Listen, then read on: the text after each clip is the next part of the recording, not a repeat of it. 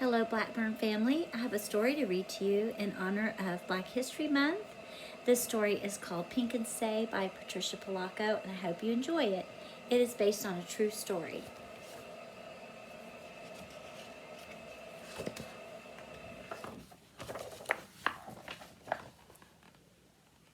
I'll show these pictures. They're pretty powerful. Before we start, here we go. When Sheldon Russell Curtis told this story to his daughter, Rosa, she kept every word in her heart and was to tell it many times over in her long lifetime. Sheldon had been injured in a fierce battle and was left for dead in a muddy, blood-soaked pasture somewhere in Georgia. He was a mere lad of 15, and he lay there for 2 days, and by his reckoning, only a slip into unconsciousness and fever, he was rescued from the field by another lad who had also been separated from his company. I will tell the story in my own words as nearly as I can.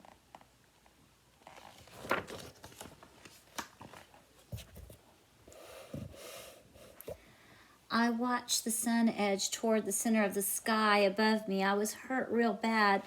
For almost a year, I'd been in this man's war between states. Being just a lad, I was wishing I was home.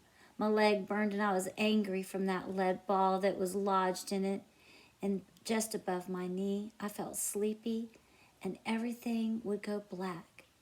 Then I'd wake up again and I wanted to go back to our farm in Ohio, and sometimes I'd fall into one of them strange sleeps. I'd be there with my ma, tasting bacon powder biscuits fresh out of her wood stove. Then I'd heard a voice. For a moment I thought I was a fever dreaming, but then I felt strong hands touch my brow and splash water on my face.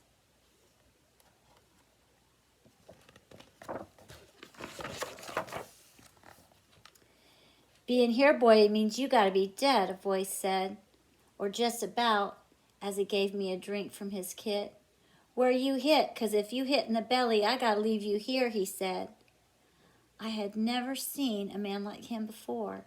His skin was the color of polished mahogany. He was flying Union colors just like me. My age, maybe. His voice was soothing and his help was good. Hit me in the leg, I told him. Not bad if it don't go green. Can you put any weight on it? He asked as he pulled me up to my feet. We gotta keep it moving. If we stay here in this one spot, marauders will find us. They're riding drag and looking for wounded.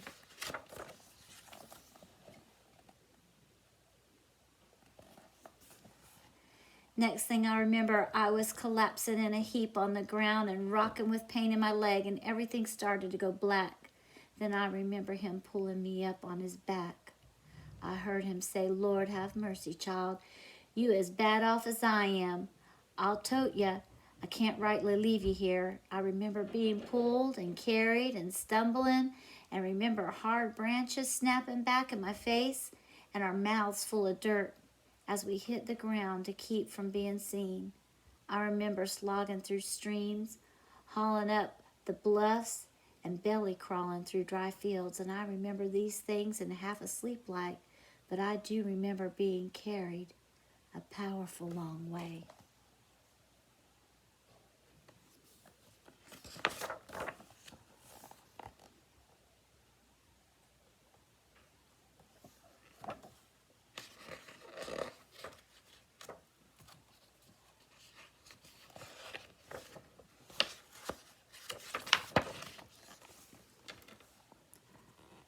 Then fever must have took me good, 'cause I could feel a cool, sweet-smelling quilt next to my face. Soft and gentle warm hands were stroking my head with a cool, wet rag cloth.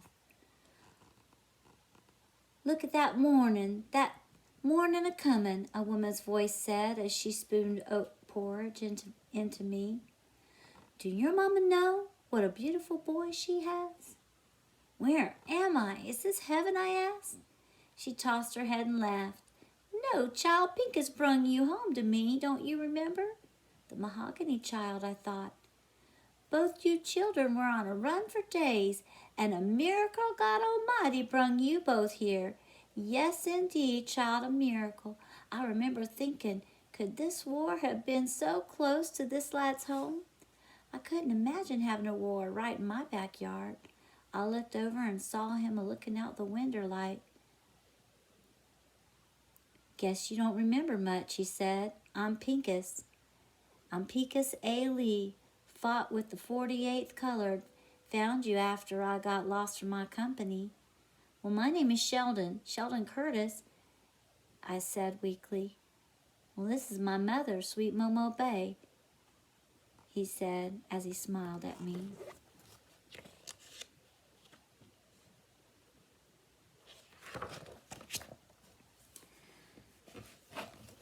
Lord, Lord, I never thought I'd see my dear boy again, she said as she hugged him. I've been getting along though, Pincus.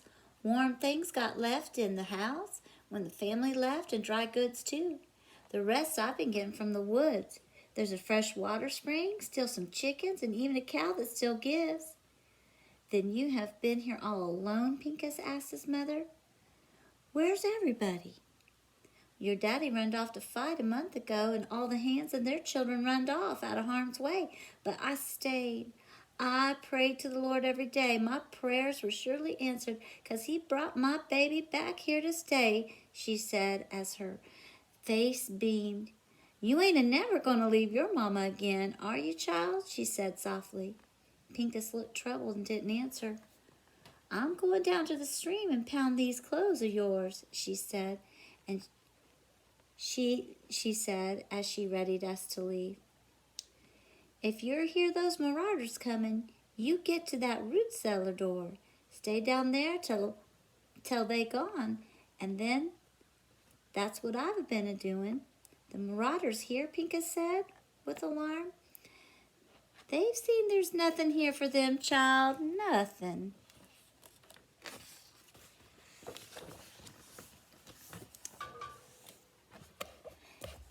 As soon as she left, Pincus sank to my bedside. Sheldon boy, he whispered, as soon as you heal up, we got to get out of here. We are putting Momo Bay in great danger and being here. And if they come and find that she's been holding up troopers, his voice trailed off. We got to get back to our outfits if we can find them. You mean we have to go back to the war, I asked. I must have gone pale as he went on to say, it's the only way, ain't it? Then he looked at me. Sheldon, you all right? You look bothered, he said as he eased me back. You can call me Say, I said. Everybody in my family calls me Say, not Sheldon. I expect you're my family now. Near enough, said Say, near enough, he said as he checked a blanket under my feet. You can call me Pink, he said softly as he smiled.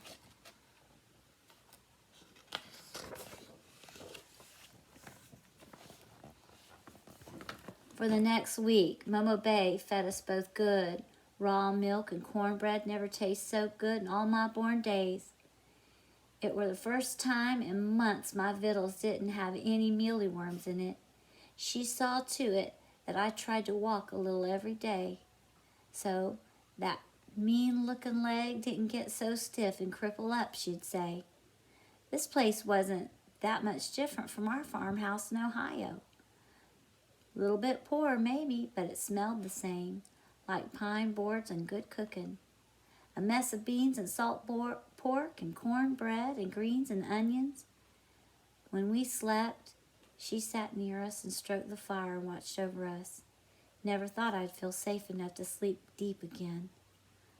My mother and Kalo, my father, jumped the broom on this very spot, Pink said, as he walked me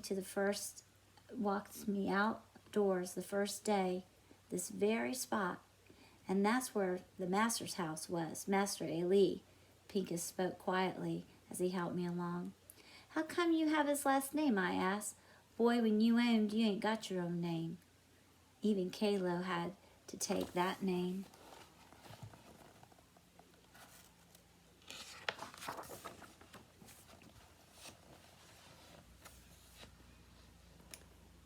As we rested under the willow tree, Pink asked me about my family back home. Got one brother still at home to help run the place for Pa, I said. What was your outfit again, Pink asked. He'd asked me before.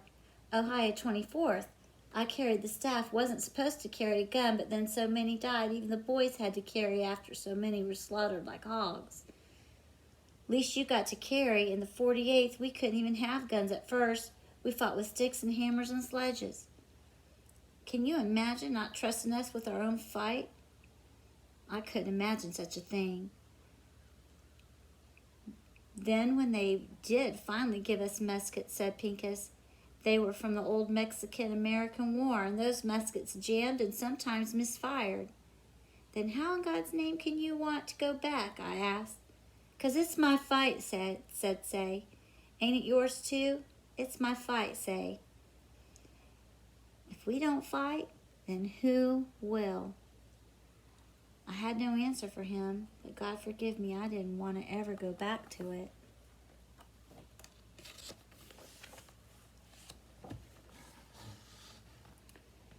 After a few more days, I could walk a little steadier, but still needed help. Pink stood me out by the big house and walked me through it. Weren't much left of it, really. It was mostly burned out. Master Ali had a full library here, said Pincus. He taught me to read, even though it was against the law. He must have been a good man, I said. More bad than good, he said. Sometimes I think he just liked being read to. There was this book of poetry, say, that it was this thick, and every night I'd read it out loud for him, right out of that book. I blessed this house because of all those beautiful books, but I cursed it too for what it stood for. We walked a bit further. To be born a slave is a heap of trouble, he said. But after Ali taught me to read, even though he owned my person, I knew nobody could ever own me. You feel hot, Pink, I said.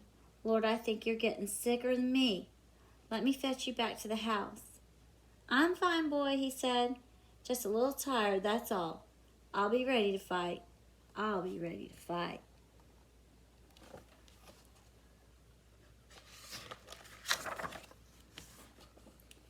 That night after we ate, Momo Bay came back to the table with a worn-out Bible. She was so happy, my heart ached at the feeling of having to tell her that we'd be leaving soon. Master Ali showed him how the paper talks. Show him, she said. Show him, Pink.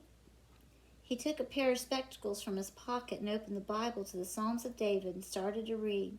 His voice was steady and had such wonder. Just hearing them words made pictures come into my head. I surely do wish I could read, I announced to them without thinking. When Pincus saw that I was ashamed, he took my hand. I'll teach you, Say. Come one day and I'll teach you. I could feel my face a-flushing up, and then I spoke up. Well, I haven't done something important. I have. Of course you have, child. Of course you have, said his mother. Well, I touched Abraham Lincoln's hand. It were near Washington. We were there just before Bull Run, and the president himself came a-shaking everyone's hands, and I just put my hand right out, and he took it. He took it, Pink answered. Yep, he took it, I answered. Now there's a sign, ain't it, he said, smiling broadly. Touch my hand, Pink. Now you can say you touched the hand of the hand that touched Abraham Lincoln. Next best thing to touching him, Momo Bay said in wonder.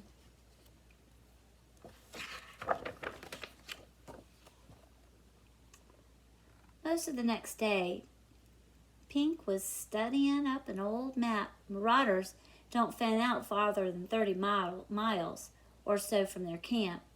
If they come here in units, they must be camping close by. We got to get south of the river. See, look right here. See here, Say? That's where the troops are headed. We can meet up with them in about right here, I figure. Meet up with who? You ain't a-leaving, he heard his mother's voice. Now, my mother, you knew we couldn't stay here. You had to know that, he said as he tried to calm her. No, my babies, my dear babies, she cried. She was inconsolable for a time. Then she sat still and feared as she was listening. Mother, this war was meant to be won, or this sickness that has taken this land will never stop. Pink always called slavery the sickness. And then as we talked, we decided we have to go. He knelt at her feet. By the look of that came into her eyes, she knew that this day was coming. I could feel my breathing catch and my chest was heavy. My hands were sweaty and I felt sick to my stomach, and I knew I had to tell Pincus something, but I just didn't know how.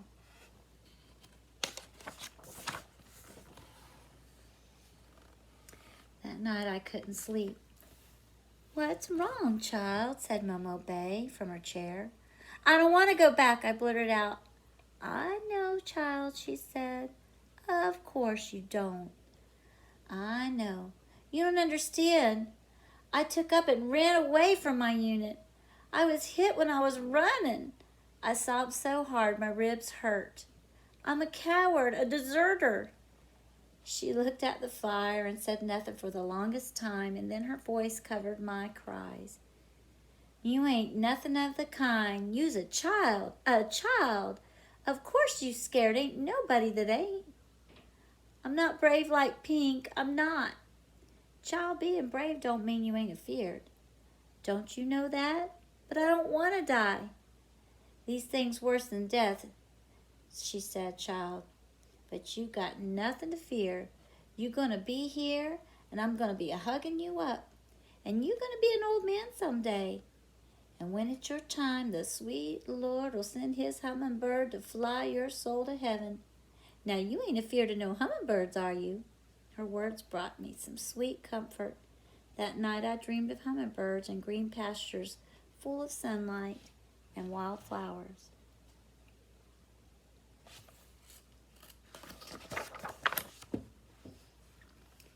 The next morning, we mustered up to leave. We packed cornbread and salt pork and dried beans. I would have done just about anything to stay, but my place was to go with Pink. I owed him that. Just as we were about to make our way in our last sweep of the place, to show that there's no signs of us being there, we heard screams and shrieks from the woods. "Marauders," Pink said as he grabbed a piece of wood like a club. Momo Bay took it from him. "You get down in that cellar," she said. "You ain't going to truck off anywhere. There don't have no problem with the dark woman. You get in that cellar, you hear?" We didn't like it, but we did, and she pushed us. "Hurry, afore they hear." She lifted the roof cellar door and shoved us in. "Don't come out until I tell you."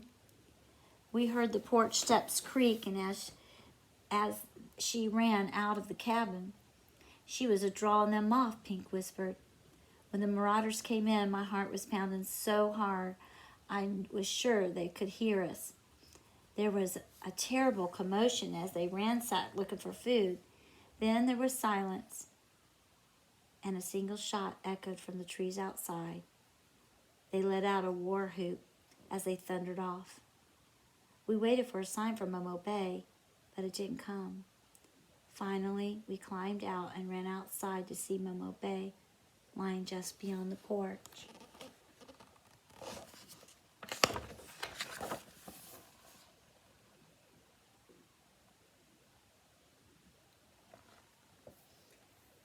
"We put you in their way. We put you in their way," Pink cried as he rocked her in his arms. Her eyes were looking to a faraway place. "Your son loves you, Momo Bay. Your son loves you," he sobbed as he kissed her. We both held her hand until there was no more warmth in it.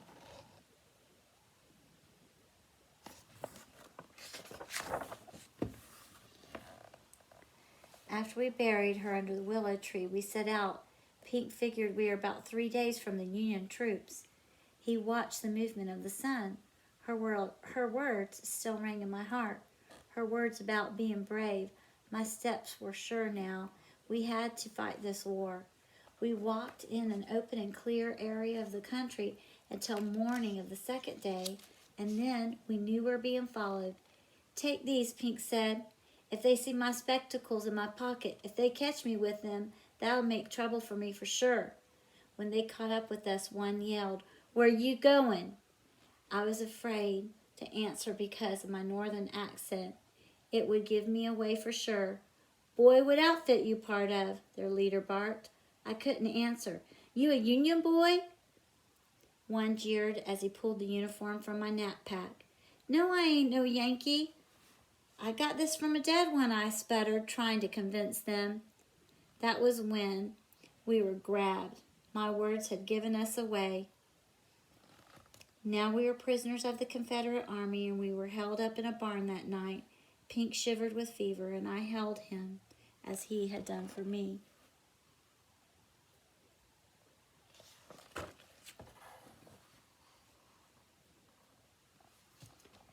The next morning, we were thrown into a boxcar, and we rode that seemed for 2 days, stopping many times. When the door slid open, the daylight was blinded.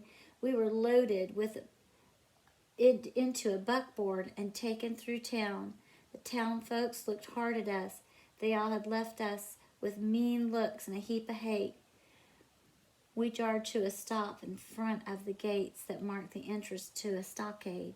It was called Andersonville, Pink whispered. My heart stopped. I had heard of this place. It was one of the worst of the Confederate camps.